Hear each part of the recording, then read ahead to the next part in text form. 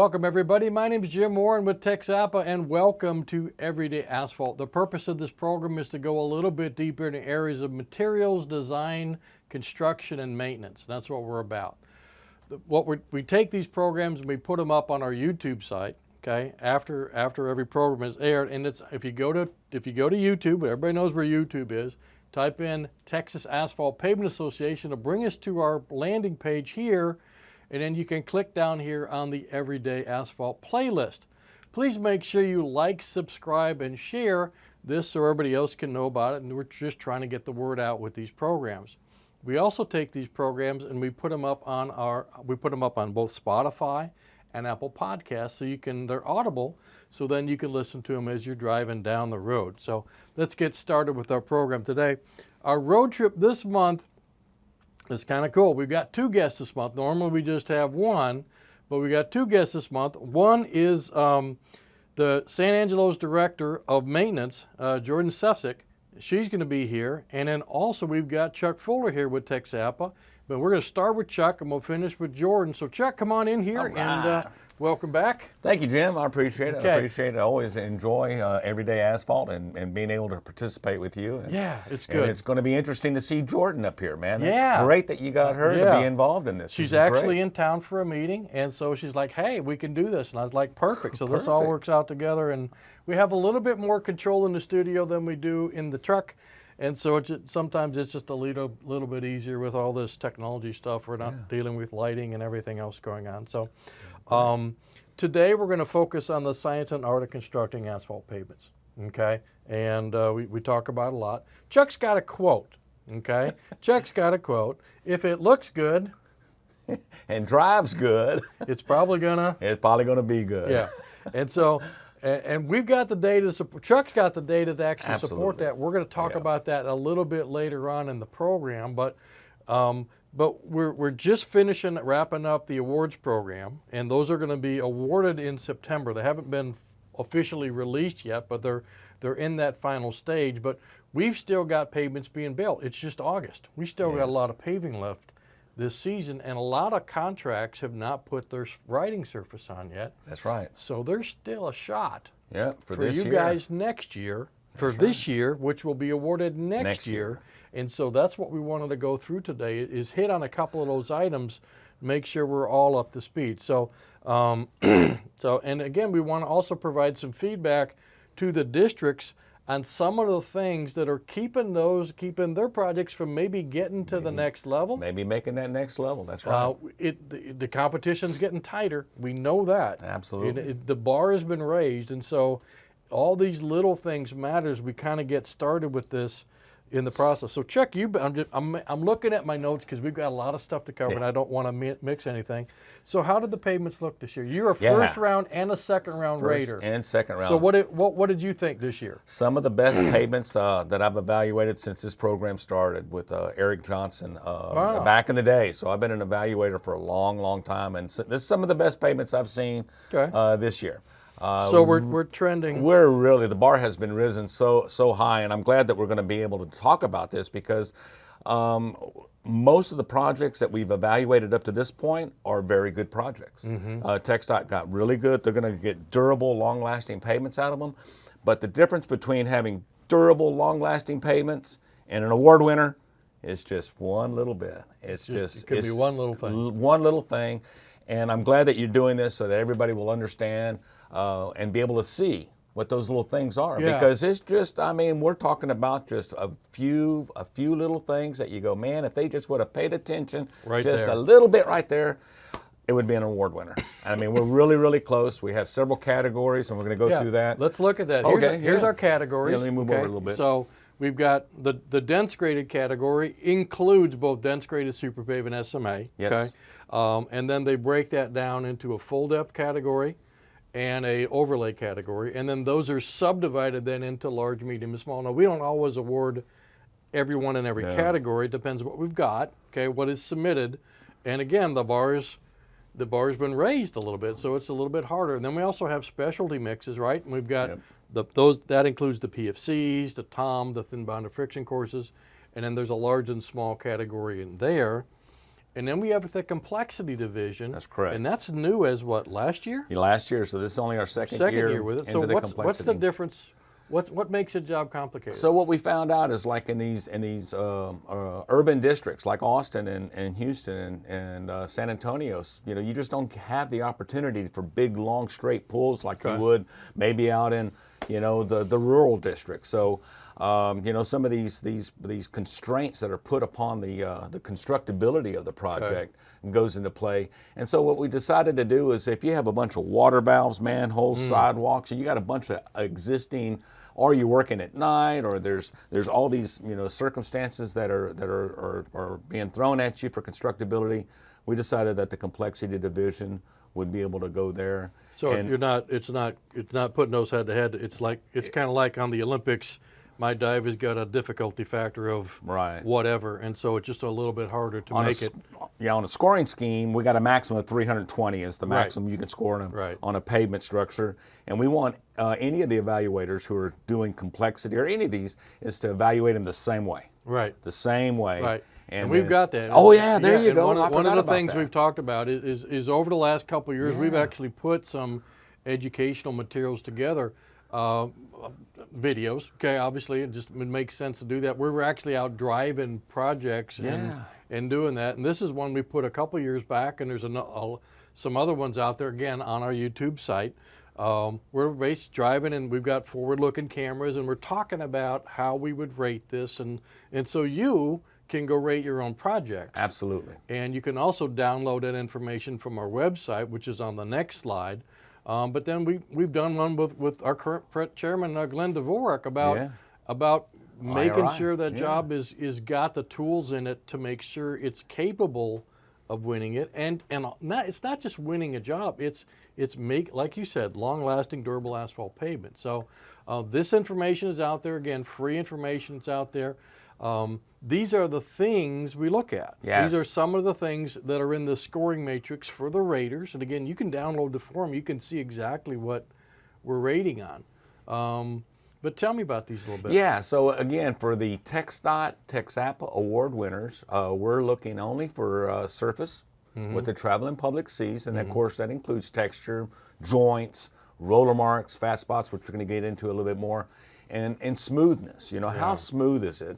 And again, if we're feeling bumps and we're feeling chatter and we're feeling where the joints tie in at, those are the things that attention to detail that are going to get you either award winning or not. Okay. And I like to say that I can feel a transverse bump, or I could feel a couple of bumps.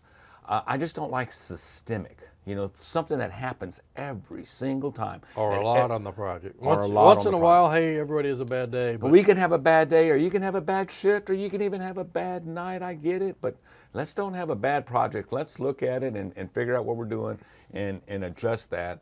And the way that the scoring mechanism works is that it's in 4 different sections. So I mean, you can have a bad section and still have 3 really, really good sections, and that could put you in the running.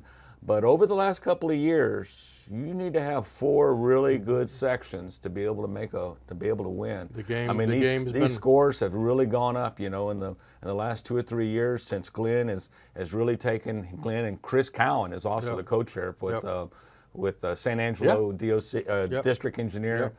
Chris and Glenn have really raised the bar with this, and our raters have really raised the bars. Our evaluators are some of the top-notch people. And we've done some training to try to get everybody on the same page. We've really tried to make it as tight as we possibly can. So again, some of these things that we're going to take, the attention to details. If there's a lot of roller marks or something like that on a project, or bad transverse bumps, that may make the difference whether you're going to go to the next round or not. Yeah. And so these are the things we want to focus on. These are the things we want to talk to you guys about as you're building pavements this year, is to go out and start looking for this stuff, and let's see if we can minimize it.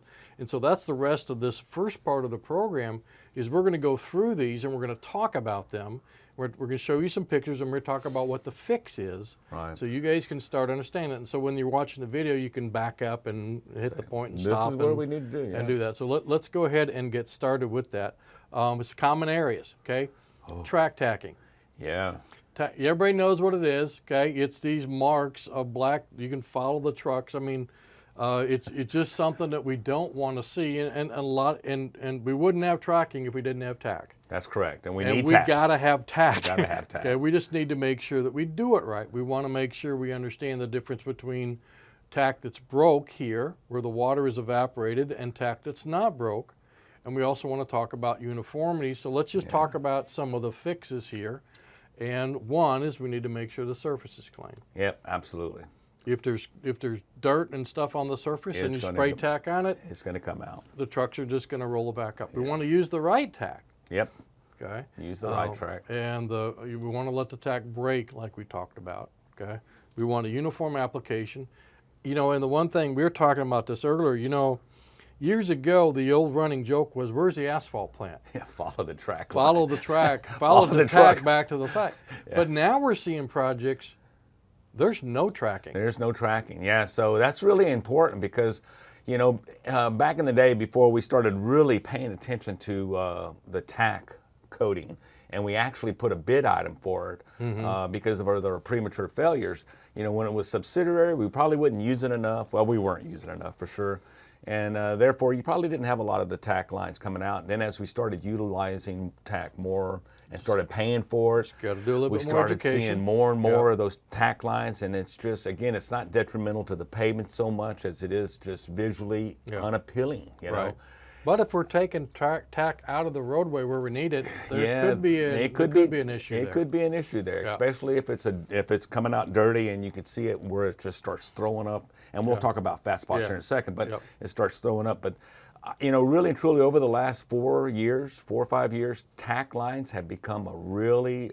That's one of the things. If you got tack lines on your project, it's not going to win. It's just not. Now, if you have a couple of them that way, you know, where you're doing a gore or turnout, truckload. But if it's every truckload, a systemic, every truckload, every pull out, every time, then yeah, you're not winning an award. As a matter of fact, you probably won't even get scored.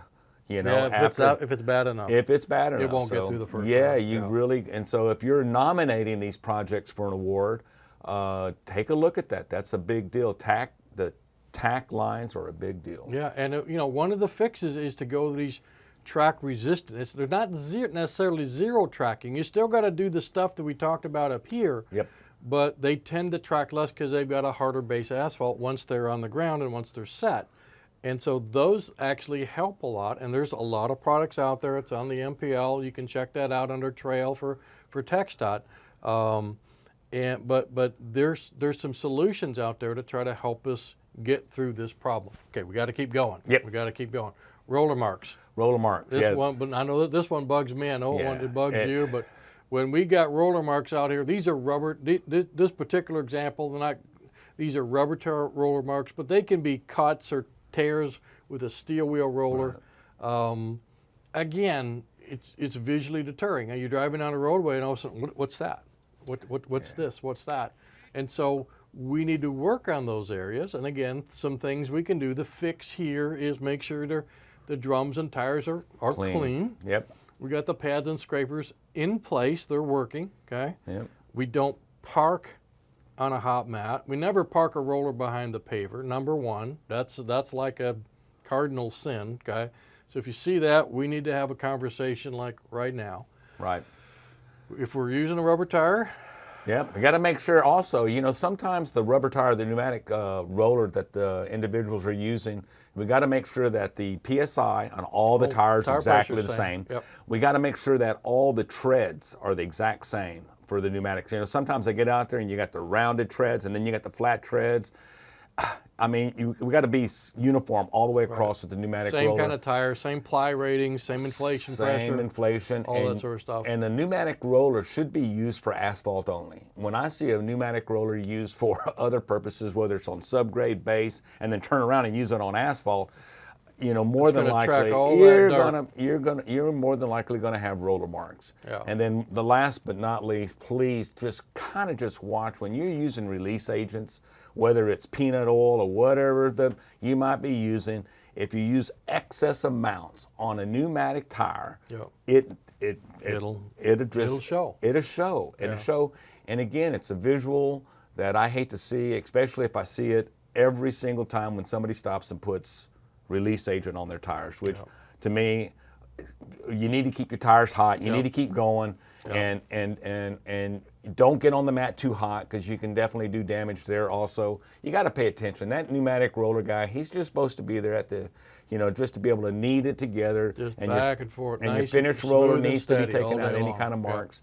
But yeah, when we and start, then our finished roller about there just lining up, cleaning everything up. But if there's a lot of damage done, they can only do so much. But we want to kind of pretty it up. And so if there's actually grooves left in there, they may be waiting too long to get on it with their finished roller. They need to be in there a little bit while that mix is still a bit more pliable, and then it'll set up and it'll be that nice smooth surface. All right, let's keep going. Fat spots. Fat spots. Fat spots have kind of got two origins. One's kind of mix related and one is process related. The one on the left is process related. This is tack or something else that's coming up that gets stuck on the equipment, that falls off, that gets potentially paved over, and then that gets heated back up and it actually kind of sucks up into the pavement. Into the mat. Yeah. That's a no bueno, okay? The other one is some of these mixes have just got a lot of asphalt in them. And a lot of fiber. PFCs, SMAs. This is an SMA, and if we're not handling it right, we can get a little bit of drain down, and then that shows up as like a fat spot on the roadway, because now I've got an area in the mix that's just got too much fluid in it. So again, it's visually deterring. If it's a really bad situation, that the pavement can actually start growing, be soft, and actually can kind of grow up a little bit. Or maybe if I've got too much tack down or something like that, it can actually get pulled up in the pavement. So again, we want to watch what we're doing in the process. Again, make sure the surface is clean. You want to let the tack break. If you see something, do something about it. Do something. If you see globs of something that fall on the pavement, get the shovel guy and shovel them up, and don't throw them in the paver. Shovel them out, get rid of them, and don't pave over it. So a lot of times when I see fat spots on an SMA, I'm on an SMA job, and I see a fat spot at a transverse joint. In other words, you're starting that shift that day or that evening, and I see fat spots go out there for the first 100 yards or what have you. It's because we're not cleaning out our paver. We're not cleaning out our shuttle buggy. We're not keeping everything clean. In other words, the fibers are attaching themselves to the flights, and then in the morning or whenever you start, new load stripping that stuff off. Load stripping that stuff off, and it just up. Heats it up, and then you have a block, boom, boom, boom. So if I see that the transverse joint, that means we're not keeping our equipment clean. We got to keep the equipment clean at the end of the shift, or before you start the next shift. We got to make sure that all of our flights are clean. And when I say flights, that's in the shuttle buggy, that's in the paver, that's at the asphalt plant. We just got to make sure that we keep everything clean to prevent that from happening. Good deal. A lot of stuff there. We could spend an whole hour on that. Transverse joints. Transverse joints. We've got a couple of graphics here. These are stacked on top of each other. One is making sure we get the equipment set up right. This is our old mat. This is our new mat. We're paving in this direction. When we set that screed down, there ought to be a starting block in there about 1/4 inch per inch of thickness that we're trying to lay, okay? Get our head of material in there, get our augers in here. Get this right. If I have too much head of material in there, Chuck, we've seen that, screed's gonna rise up over that area. When this screed pulls off and I leave this new layer in here, what I want to try to do is I want to take a straight edge, I'm gonna set a straight edge down on the hot mat, most of the straight edge on the hot mat, overlapping where those starting blocks used to be. This gap ought to be uniform. Ideally, this line, this cold mat, and this new line ought to be parallel. If they're parallel, when I compact it, guess what? I'm going to have a good joint. Good joint. If they're not, I have the ability to go back here and do a little bit of work while the mix is still uncompacted and still hot. If I compact it and then straight edge it, boy, I've seen people trying to rework a compacted mat. That's no fun. That's no fun. So we have the opportunity here. Check it here. And so, again, proper screed set up, starting blocks, control that head of material. Man, I got that in here a bunch, okay? Straight edge of joints before and after compaction, okay? Aim small and hit small, okay? And so I think that's one of the things when I'm rating a pavement and I feel those joints and I'm going, oh, man. Now, if it's a project joint, and the pavement on the other side of the project that we're coming off of or going into is is just really bad, well, then I got to give it a lot of grace because they can only do so much. If it's a seal coat and you're going into a pavement section, it's almost impossible. Or if there's a rutted area and I'm coming in, you know, we can only do so much. But on an internal transverse joint, on a night joint, man, I want those to be, pretty smooth. I want those to be smooth. Longitudinal joints. Yeah. Boy, howdy. I know we could show pictures of that, and you talk that joint just kind of wiggling on down the roadway. Yeah. That's a big deal, but to me, it's pretty simple. We start with the string line. We start with a straight edge, something long to give the operator something to drive against. Yep. This is the operator's front sight, okay? Something to drive against to give them a nice straight line. Yep, okay? Absolutely. And this is the side of the screed where we're matching up now on an existing layer. And what do we see? We see the proper amount of overlap down here in the bottom. We see the end gate. The end gate is where? Yeah, it's down. The end gate is down, riding on the pavement. I see way too many pictures of, and sometimes paving, of the end gate up and the mix just kind of oozing out there. Underneath it, yeah. We're not going to get a good joint there. End gate's got to be down. It's got to be I've floating. got my augers are in the right place. I got my feed controller system working right that regulates the augers, and I've got my grade sensor or my ski working on this outside edge or inside edge, depending how I'm paving, to make sure I'm holding that right amount of material back here. And then I've also got the operator. Here's his hand here, and here's another hand here. He's got his finger on this trigger, and he can adjust this end gate in or out as needed a little bit just to keep that amount of overlap just perfect as he's going down the roadway. And then when we do all that, we're going to be pretty good shape. So string lining, paver steering guide, screed band adjusting the overlap, not getting crazy there, okay? Keeping that end gate down, right? Proper amount of overlap. Yeah. Roll down. Overlap should be right to the edge. A lot of people say, I want to overlap a bunch more. But the thing we don't want to do is we don't want to have the lute guys sitting there pushing mix away from the joint. Yeah. We push a mix away from the joint, then we're going to have an open joint. Correct. We're going to have a crack. Yeah. We're going to have permeability. It's no and good. you're creating segregation across the mat. When you see them really push it across the mat. They just shove it across. You got segregation across the mat. If they want to do something, they can bump it right back to the edge, but don't let them break it over. There'll be a little bump there on it if they want to do something. So for you out there that are doing pavement evaluation, or if you're going to evaluate your pavements, the way that I look at a longitudinal joint is when the stripe is offset a little bit, 3 or 4 inches or 2 inches offset. I kind of watch that joint to see if it meanders away from that stripe. Okay. You know, if it follows that stripe and it follows my straight stripe and it follows then I know that it's a good straight, pull joint that's not meandering. I don't. Good tip. Sometimes you see them like this, and I say, I got that. But when you start seeing them just meander a little bit, and they kind of go back and forth, again, it's all visual. That's a visual aspect. I mean, it is, the constructability of that joint. We need to have it a good, full joint, so we have water penetration. But water permeability, not permeability, impermeability. So there we go. But I do really, really stress that joints are a big deal. Okay, smoothness is another one. Obviously, everybody wants smoothness. My wife now has been being a lot more vocal. We just took a trip for Friday, and she's like pointing stuff out, and I was just kind of like trying to decompress, and she's like, what about that? What about that? And so, but you get kind of used to that. So my wife's now going to be a raider in the future. But anyway, smoothness. Smoothness is a lot has to do with what you're paving under. Okay, so if you don't have those tools, as Glenn talks about in the video on setting those projects up, which is a great one to go watch. But if we've got the tools, we don't want the paver to undo or make it worse. The paver should improve the ride. Yep. The road should always improve when the paver goes over it, okay? But there's some things we can do with the paver that make things rougher. I was just on a job yesterday, I know we're running out of time, but it makes sense. Just on a job yesterday, run by the city, and they paved it. They did some level up, and they paved over it, and I wanted it right on their final surface. Good texture, but it's got a bunch of little stuff in it. Okay, and I was like, probably need to go have a talk. But anyway, they did a pretty good job. But it's like you were talking about earlier in this thing. The difference between a good pavement and a great pavement is a lot of this little bitty stuff. Is a lot of this little stuff. It's the headed material. Okay. Paying attention. So getting the screed set up properly, setting the feed controller up properly. Don't play with the thickness control screws or the auger override switch. You notice back here, he's got his finger right on that switch. So guess what he's doing?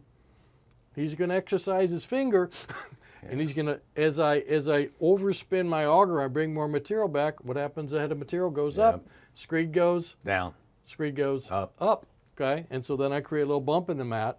And if I'm doing that constantly, or if I'm constantly changing the thickness control screw, just because it's there, I'm changing that angle, and the screed's rising and falling, and it's not making it smoother. It's not making it smooth. It's and we'll feel all that, by the way. Yeah. Everything. Every time you touch that screed, every time you do that, every time you mess with any of these things that Jim's talking about, I'm going to feel it in my vehicle. Yeah. I'm going to feel it. And it's also going to show up on your IRI. It's going to show up on your IRI, but yeah. Yep. So again, some basics here again. And again, it's the little stuff. It's the little stuff. There we go. Okay, the texture. We're getting close to the end here. Texture. It ought to look like this, right? This is what we should be seeing. Nice, uniform, consistent from edge to edge, station to station. But when we see stuff like this, this is a really, I got this off the internet. It's not one of Chuck's jobs. But this is, I don't know what, they're trying to compact it with their feet. They're just way too much. We don't need to walk on the asphalt. Yeah. There's no need to do that. Or the one that gets me the most scattering it is back scatter and mix on a perfectly good mat. There's no reason to do that. Let's just stop. It's old school. It's been around forever. But it's just one of those things we just need to have a little powwow and say, guys, we need to, if we want to win, this will take me out. That'll take you out, okay? No doubt. So it's that close now. So it's it's that little stuff, that little attention to detail, making sure the screed, if there is a longitudinal mark down the mat, a lot of times the screed isn't just quite matched up. Either the extension height or the slopes aren't matched. Watch your angle of attack. Mixed temperature can make a difference. Absolutely. Again, uniform headed material. Again, we want to be continuously paving, and we don't want to backscatter mix. That's going to really help us get our texture down to where it looks like a carpet. Okay, and that's what I want. That's what I want to see. So, what else we got? Bumps. Bumps. Yep. Boy, that you're riding down, and all of a sudden you get one of these. It's like, what was that? So you got roller bumps, you got paver bumps, you Yeah. got truck bumps. Yeah, So all you kinds got of stuff. all kinds of stuff that happens. And again, if you feel one or two within the project, Yeah, I'm it's going to okay. say that's okay. I'm going to take points off. Yeah. Don't get me wrong. I'm going to take points off. But we want a nice, smooth. If it's systemic, Yeah. if I feel a bump at every single truck transfer or every single, with a roller, you can see where the roller's stopping, and you feel that, it's not going to win an award. So we want that consistent. Yeah. Project. Even in the complexity division, even though it could be complex paving and you got all this stuff that's happening, if I see roller bumps and I see paver stops and I see paver bumps, you're not going to win an award, even the complexity, because that has nothing to do with the complexity of the project. That has to do with your operations. It's process control. It's process control, right. Yeah. So again, just say no to bumps. Again, continuous for paving. If we run out of trucks for some reason, we're sitting on cold mix. When we start back up, there's probably going to be a bump there, okay? You may need to make a joint. I know that's like, you may need to cut a joint. I was on a job just recently where they were sitting, they had an issue. They waited a little bit too long. It was a polymer modified mix, and they go, hey, bring the loader, and they just scraped the material out, reset down, and they went, and it wasn't a big deal. Yeah. They didn't make a big deal out of it, but they fixed it, and so when you rode that, you didn't feel that bump in that area. Roller transitions, parking the roller, where we park the roller. If you've got cold material, cold mix in there, we want to remove that as well in the process. So, again, we're trying to wrap this up because we want to bring Jordan in here. Oh yeah. I wanted to kind of talk about kind of the fix here. Now, Chuck, you've talked. We talked about doing this, and this winning thing is a team sport. Right. And when we do our TXAPA awards, we also submit them nationally. Yes. And I wanted you to take a couple minutes, just talk about what the process is, and how we do nationally. Yeah, so we've had about between 70 and 80 projects submitted in our categories. We typically have between 8 and 10 winners within the categories Of TXAPA awards. Of TXAPA awards. Right. So the TXAPA award winners are won based on what you see and what you feel and what you ride and the overall appearance of the job. We don't look at any data. We don't look at any data whatsoever, QC, QA data whatsoever. And it goes through 2 rounds of evaluations with separate individuals. So that's 2 people. So that's 4 times, 4 eyes, and you win the award. And then I ask for all the data. 8 eyes.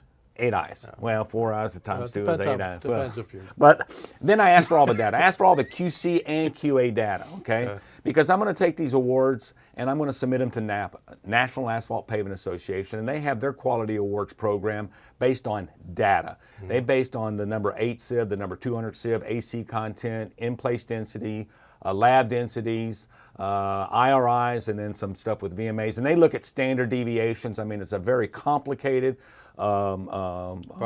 process to be able to go through. They don't even care what it looks like until a certain spot within the awards program. But what they're doing is that they're going around and they're looking at the standard deviations. Okay, and then how tight's my data? How tight how is my data? How uniform is my product? So we don't look at data over here for TXAPA, TxDOT. NAPA looks at the data, and guess what happens? We submitted 9 winners, or 9 of our, and we had 8 winners the year before last. We submitted 10, and we got 9 this year.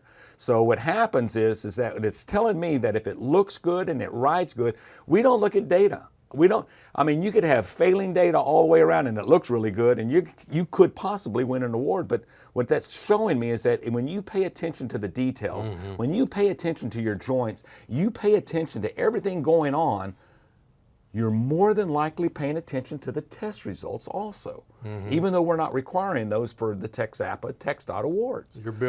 All the processes take a uniform material that meets specifications, and that's just showing that it's all coming together. And then you take that into account, and then if we're over 50,000 tons on a project in Napa, it gets elevated to another awards section, which is the Sheldon G. Hayes Award. Which takes 2 years. Takes 2 years. And now, not only do they go through all the data, but they go through they do IRI. They come in independently, run an IRI. Right. They independently look at all the data. They rework all of my spreadsheets. They redo everything to verify that that's an award-winning project. And guess what happened the year before last? We won one. We won one. Kiewit won it. Kiewit won an award. So we've won 3 Sheldon G. Hayes Awards. We were second place last year. Second place the year before that. Okay. Yeah, we were second place the year before that. So we've won 3 since it's been in progress. It's hard. Yeah, it's hard to win. It is the Super Bowl. It is the gold medal. Yeah. If you're watching the Olympics right now. And my brother David happened to win the first one for Austin Bridge and Roads, or his Austin Road Company, back in the 80s, the early 80s on Interstate 35. Cool. He won the first one, and we had Dunnick win one, and then we had Kiewit win. So we know that we can produce and place quality pavements when we pay attention to all the details. And again, the details, it's all in the details. Okay. So let's wrap up. Let's give you some tools. Okay. Sure. Here's some additional tools. We kind of went through that. Again, you can watch this again, but here's some physical tools that you can download. TexasAsphalt.org, click on the resources tab. There's an all hands plan tab, and there's a brand new paving checklist. So the all hands plan, it's easy for you to say, not for me. It's a downloadable sheet. It's 4 or 5 pages of contact information and what do you do and who's responsible and all that. But it also goes through a what if area of, hey, what if this happens? What if this happens? And these are contingency plans that you want to address, because if you have an equipment breakdown and you don't address it, that may affect how the pavement looks. Yeah, absolutely. Okay? And so those are all things, or issues, truck delays, weather, all that sort of stuff. And this is just part of it. It's much longer than this, but I wanted to put a chunk up there. There's also on that tab, there's also some external resources. There's software available to do cooling rate calculations. Continuous paving. And the CAT's got a paving app in there for their thing as well. And there's a balance of production sheet in there. There's all kinds of good stuff in there. I'm trying to get something pulled up here. And then we've got a brand new, this is new this year, just a couple months old. We've got a paving checklist in it, and you can download it on your phone. It's not an app, but you can save the link to your phone as an app or as an icon. Okay, if you check the internet how to do that, it's pretty simple. I figured out how to do it. But you can click on something, and when you click on it, it brings up the menu or the checklist, and this is much longer than what's being shown here on the screen, but there's just a whole bunch of little things. These are those little details. The little details are going to help you be successful. Yeah. So if you start seeing something going on within your paving and you go, well, man, I just can't figure this out, this is a great resource tool to say, hey, I have this happening. Go through the paver operations, do your paver checklist. I forgot to set something up. I forgot to check Or I something. didn't set it up correctly. I didn't set up my material feet correctly. It needs to be set up at a certain angle, to keep my material feet correct, for the head of material. So this is a good, do this before you get started. Great process. So this is out there, and then you can click back and forth. And we're going to be adding to this over the years as we go on. So a lot of good stuff there. So now you guys have got the power to make an effective, positive change out there in the process. Yeah. So again, we're going to take a little bit of break here, and we're going to come back with Jordan. But Chuck, thank you so much. Appreciate it, Jen, as doing always. This. And I hope to see Jordan when she comes in and gives us her idea of what an award-winning pavement should be. I like that. So Jordan's up next, so we'll be right back after break. All right, great. Take care, everybody. All right, we're back, and we could spend all day talking about this stuff with Chuck, and I really appreciate him being here, but I wanted to showcase a project that won last year, and Jordan Sefcik is here with San Angelo District. Come on in. Hello, Jim. Hello. How are you? Welcome. Thank you. Welcome to the Thank studio. It's her first time here, and in all this sort of stuff, and she's like, we got crap everywhere. It works. It's fun. It works. It works. And I want to talk to you about the job on US 87 that won last year. Yes, Tom Green County. And Tom Green County, right on the line, started right on the county, goes north or south? North. North from there. Yes. And so before we get started, I want to just take an opportunity to have her introduce herself to everybody. She just changed titles here recently. I did. And so we're going to talk about that just a little bit. So tell me a little bit where you're from. So I am from Wall, Texas, which is a very small town outside of San Angelo, population of probably 200 people. Whoa. I know. That's small. I know. Yes. That's small. Very small. Awesome. A typical little Texas town. A typical little Texas town, yes. Cool. Awesome. And where'd you go to school? So I got my undergrad from Angelo State University in applied physics. And then to do engineering, I needed to go get an engineering degree. So I have my master's from Texas Tech in civil engineering. How did you go from physics to engineering? So interestingly enough, Angelo State didn't have an engineering program at the time when I started. So I was planning on doing 3 years at Angelo State, 2 years at Tech, and getting a double bachelor's. Okay. And then I loved physics so much, and I thought it was so cool that I just stuck around, got my bachelor's anyways, and then I just went to Tech and did my master's. Awesome. Yeah, awesome. very cool. So master's in civil? Yes. Okay, awesome. Good deal. Good Yes. deal. So where did you, so you said you didn't go to TxDOT first. So what did you do when you I got out didn't. I of came from school? consulting, actually. Okay, so tell me about that. So I went to Houston and I worked at a very small company called Civil Corps for probably five and a half or 6 years, right out of grad school. From 200 to to what, 6 million. Yes, it was a very big change. The traffic was terrible to get used to, and you never really get used to it. No, I yeah, lived there in the early 80s, and it was it's bad brutal. then. Yeah. It is brutal. Yeah. So so I worked there for a while. I decided to move back home, so I went from design in Houston to I was doing CEI inspection in San Angelo for the San Angelo district. Okay. And I did that for about a year and a half with RSNH. And then they stole you. And then TxDOT stole me away during COVID and said, hey, come be the assistant area engineer in San Angelo. Okay. So I transitioned to TxDOT in late April of 21. And then I got that was the assistant area engineer job. I got the area engineer job in March of 22. Wow, And boom. And then I got the DOM job in June of this year. Boom, boom. Boom, boom. Wow, yeah, moving 3 on up. jobs, 3 years. Wow. I know, it's exhausting. Yeah, but it's fun. It's fun. It's a new challenge. Wow. Yeah. So what do you like most about working for TxDOT? Just the people, Okay. and just, I mean, the goodness that we get to do for the community. San Angelo is a very small community, and my whole family's from there, and so Okay. I have a lot of family, and so just keeping my family safe on the roads, I think, is very important to me. Well, that's neat. And having a hand in, we still don't have an interstate through San Angelo, so hopefully one day I will have some There's sort of talk. say. There is talk. There's I think talk. it's coming. I've seen the plans. I think it's Yeah. coming, so hopefully I'm going to have a hand in Isn't building it on that. 87? It's going to be on 87, I believe. That's what I thought. Okay, I Yeah.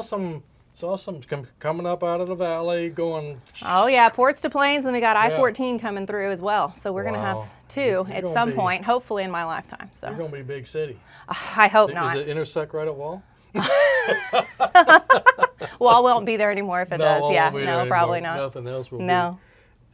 There's a living here, just seeing the growth in just the last 5 years since I've been back here Yeah. is just amazing. It's just crazy. amazing. And I long for small. It is And nice. so I can get someday anywhere in when 10 I retire, minutes. I'm going to find small again. Yes, it's and, fantastic. There's a lot to and be do said that. for small towns. Yep, Yeah. absolutely. So we wanted to talk about the US 87 project. So, walk me through the kind of the process. You were still pretty new, Yes. and so kind of what happened? So this project actually let in, I think, January, about 9 months after I started. Okay. And so really, And you were an assistant? I was an assistant at the AE? time. Okay. Yes. Okay. So really, it was more of the contractor approaching me and saying, "Hey, I think that we can actually do something with this. I Cool. think this is Okay. already a very well-established roadway, no really big issues, and it's just an overlay essentially Okay. with some flexible pavement repair areas." And so it was kind of just set up really well to actually be a job that you can win a TXAPA award Okay. on. Okay.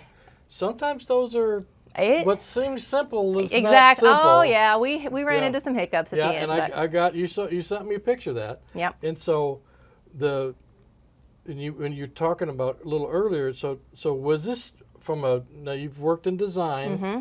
So was this designed to be a winning project? I think it Did was. it have the elements in it? I think it was. We added a few via change order Okay. after letting, but overall it had everything in it to Okay. be an award-winning project. And we just happened to get a very good contractor that was Okay. willing to partner with And us. you can say their name. Reese Albert. Okay. They're a job. local hometown contractor. We love Yep. them, and they do great work for Good San job, Angelo. Good job. Good job. So it was on 87 Mm-hmm. at where? Harold. So it actually, cool story. Okay. It starts in Wall, which is starts in your it hometown. starts in my hometown of Okay. 200 people. Is that why you got the job? I don't know, maybe. But Give her that job. it She'll just- make sure yeah, it's she'll make good. sure that it's going to win, because if not, everyone back home is going to yell at her. But it worked pretty well. And so we went to the county line. It was about 13 miles. Okay. But yeah, so we started on my second day as area engineer. We started turning dirt. So it was my first project as AE. So it was an overlay job. Had milling, had some Yes. base repair, Yes. and an overlay. Yes. Okay. And if memory serves, it's about 68,000 tons. Yes, roughly. Of total About mix. 13 miles. Okay. Yes. Good deal. Good deal. Yeah. I think we've got. Oops. I need that picture. There we go. Oh, there we go. So this is just a screenshot from one of the webcams or the dash cams from one of the guys when they were out raiding Right. the job, and not a lot out there. No. Okay? These ones actually, when I see projects like this, I'm kind of going, okay. The problem with these jobs is there's nothing else around. So that's all you're going to see is So the road. all you're going Yes. to see. So if there's a little bitty glitch anywhere in here, as a raider, you're going, ooh, look at Yes. that. So it's tough. It tricks you. And so sometimes these jobs that seemingly are pretty simple cannot be. And you Exactly. You I ran did. into a problem I did. Yes. right here. You sent me Yes. this picture. So this or was these after pictures. we finished the project, and the contractor had already pulled off and was going to a different project in our area. And this obviously happened. We'd already done final punch list, and we got our IRIs back. Everything looked like we were going to be able to submit for an award, and then this happened. Oops. And we knew that you guys were coming quick, so I had to put another project in time suspension and ask very nicely, can you please come back over here right now? Okay. And we've got to get this patch done. And as you can see, maybe, the wrong yeah, way. it's the yeah, other it's way. this way. Okay. It's the other As way. you can see, I think we went down 12 inches, and there was definitely water in the base. So we tried to We tried to bridge it, and it worked for the most part, but I don't think that we went far enough out because now I have base failures on either end of the patch. Okay. So I think that water just extended farther down. You got some nice green fields out here. Yeah, we do. Yeah, So not is right that, now. Is that where the water's coming? We're not, I think so. I think we may just need to do some ditch work out there. Well, that's another thing Yes. from a design perspective. When we look at these, when we look at repairs and that sort of stuff, is I'm going to look here, but I'm going to look way out here to the right of way, and I'm going to see where's that water coming from. Right. And if I fix this and I don't fix that, Yeah, and Guess we don't what's gonna have a come lot of back? drainage structures out in West Texas to even just get gotta sweat it. water. Yeah. Yeah. So it just we gotta get a better eye on that, I think, in design. So is that the big takeaway on the lesson learned from yes. from this? Yeah, overall it was a great job. You know, we got buy-in from everybody from the get-go. I actually had a CEI on this job. Friesen Nichols was Okay. my CEI on this job. Okay. They did fantastic. Awesome. So they were bought in. Reese Alberts obviously bought in. The paving superintendent, I would go out there and talk to him and say, hey man, your joints are looking a little crooked. Straighten that up. So Okay, so yeah. you were actively engaged. Oh yes, In the project. Yes. With the consultant and the contractor. yes, Frequently. yes. So do you think that's a big play in making sure everybody's staying true to the game? 100%. For back. 100%, yes. Okay. I think it goes a long way for not only that, but also morale. I've been on the CEI side, and I know that contractors appreciate when TxDOT, whether it's the area engineer, the assistant, or whoever, actually comes out to the job for site sure. and has Absolutely. buy-in on these projects. Yeah. I think that goes above and beyond, Yeah. and that it speaks volumes, really. Okay. Any issues on the job? Other than that one, Yeah. no, No. it was beautiful. So you said you made a few changes after the job. Yes. What happened there? So we actually had probably 20,000 square yards of flexible pavement repair. Okay. The contractor at their cost went out and had an initial IRI done of the project. We found some bumpy spots that were going to hurt us in the overlay and trying to win an award. Okay. So we went out and TxDOT went out and marked out all the spots that we were actually going to need for flexible pavement Okay. repair. It was only about 7,000 square yards. So you had some extra. So we had some extra money, So you paid just- for profile milling. Okay. It was about a negative $100,000 change order. So I saved money and I got an award. You got a better job out of it. I did. So again, partnering with the Partnering, contractor huge. from the beginning. Yes. Trying to raise the bar up and get a better job. I've got a video clip in here of just kind of driving through the project. This is a few minutes long as we kind of talk about some of the rest of it. And the thing I looked at when I was This is wall that you're driving through right now. this- It's on this. Oh, sorry, it's on this side. other side, yeah, Yeah. it'll mess you up. It will won't mess you up. Is that it over there? Yes. There's wall. Yep, there's Okay, wall. There's wall. Don't blink. Don't blink or anybody. you'll miss Don't it. Blink. Mhm. Okay. 2 churches and a school. You have a stoplight? No. Oh wow. No stoplight. Ah, No. okay. Well, That's too maybe- big town maybe for when us. you get the interstate, you'll get a Maybe. stoplight. Maybe.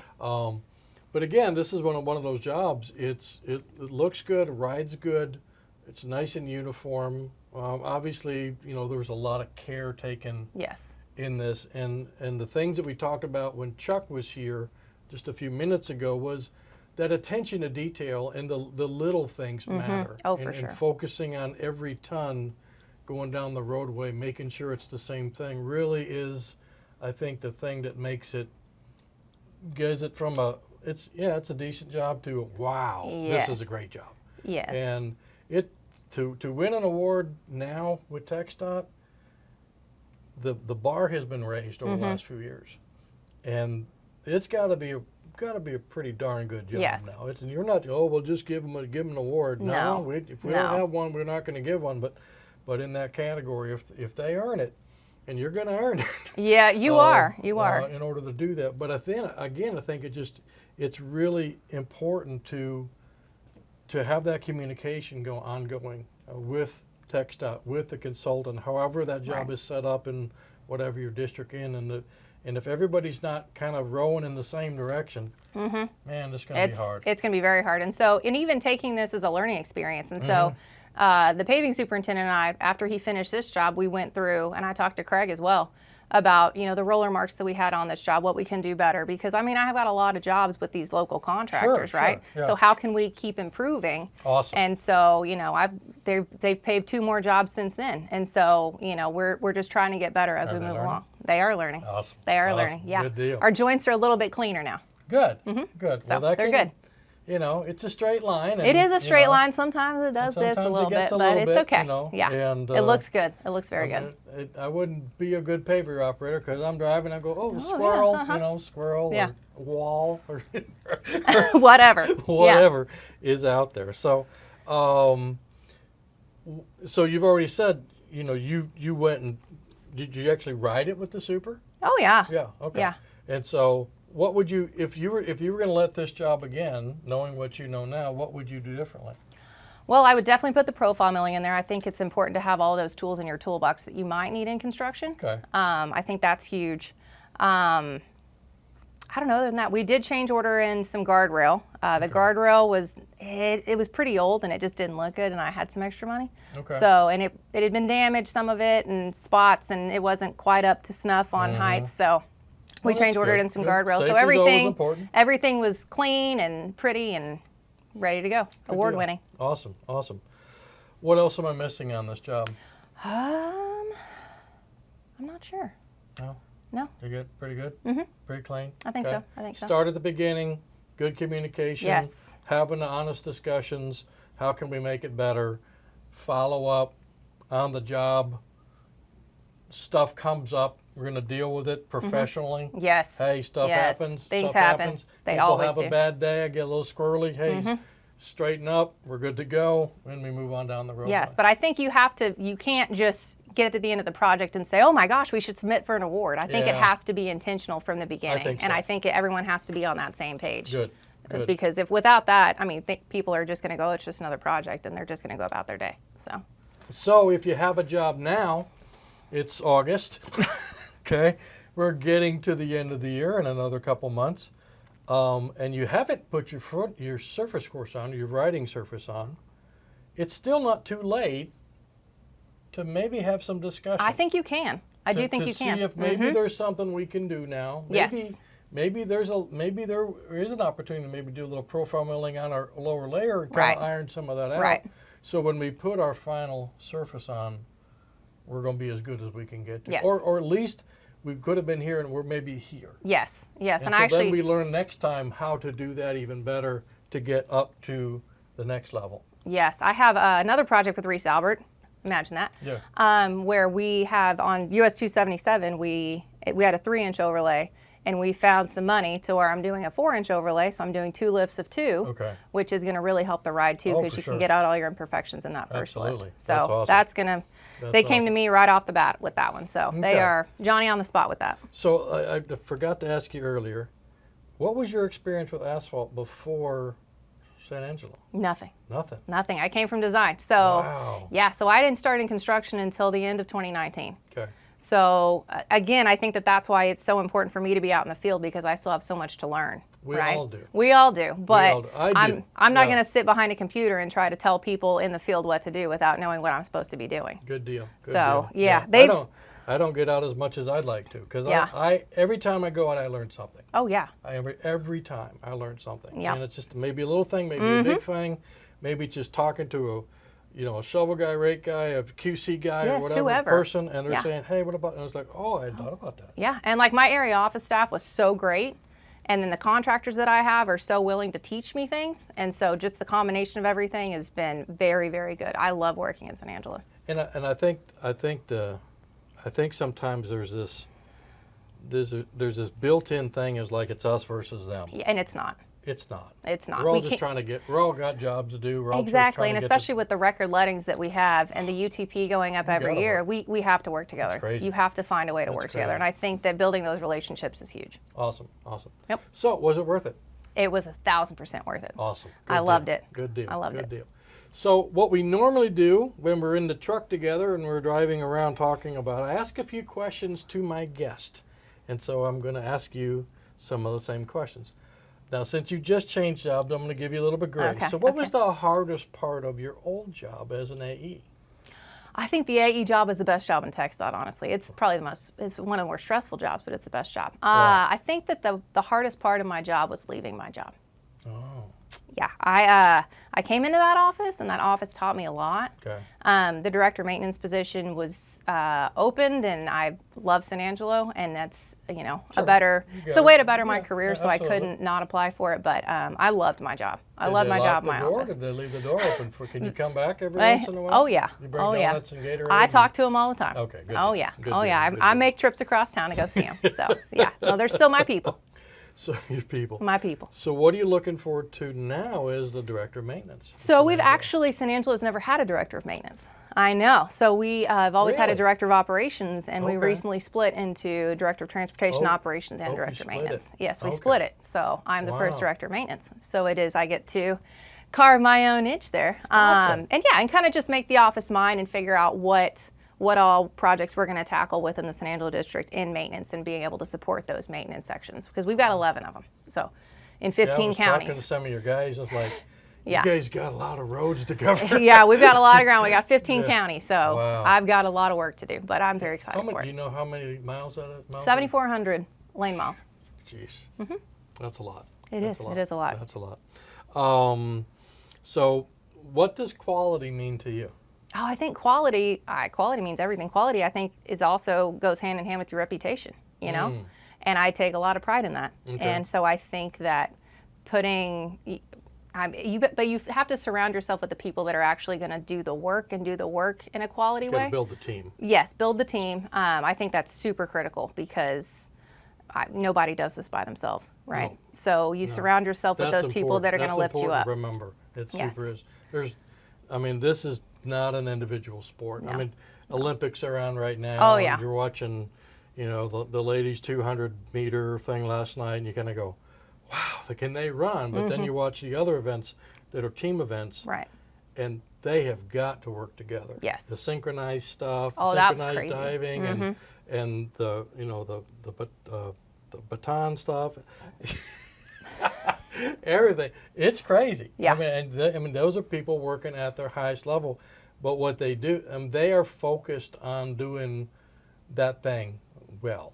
Yes. And I think if we can all take a Yes. lesson from that if we focus on trying to do our job to the best of our ability and never be afraid to ask for help Or ask questions. or ask questions. I ask you so know. many questions, and everybody And gets very so- annoyed with it. And no, I think that's that's how you awesome. learn. That's you can trip over something enough and learn not to trip over it. Exactly. But you can ask somebody, why is that there? It's like, Yeah, exactly. All right, I got it. All right, big question.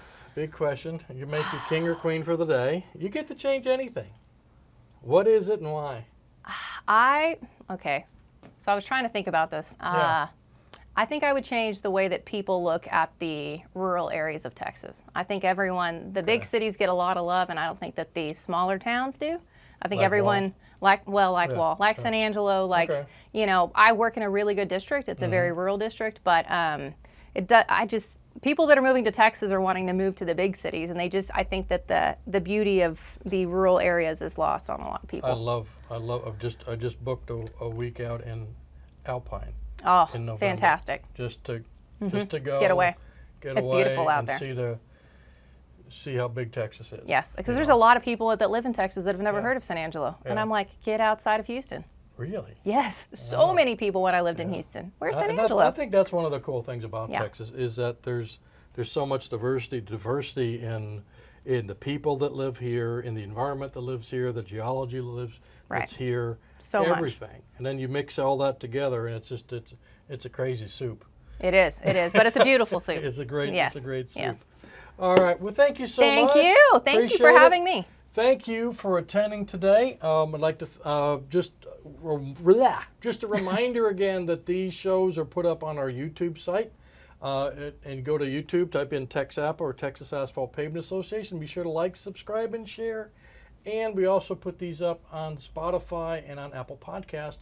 So as you're driving down US 87 In Tom Green County. you can listen to us on your, if you get cell service. I guess that's You another- do get cell service. Okay, very It's good. not that remote. Get a booster and all that sort of stuff.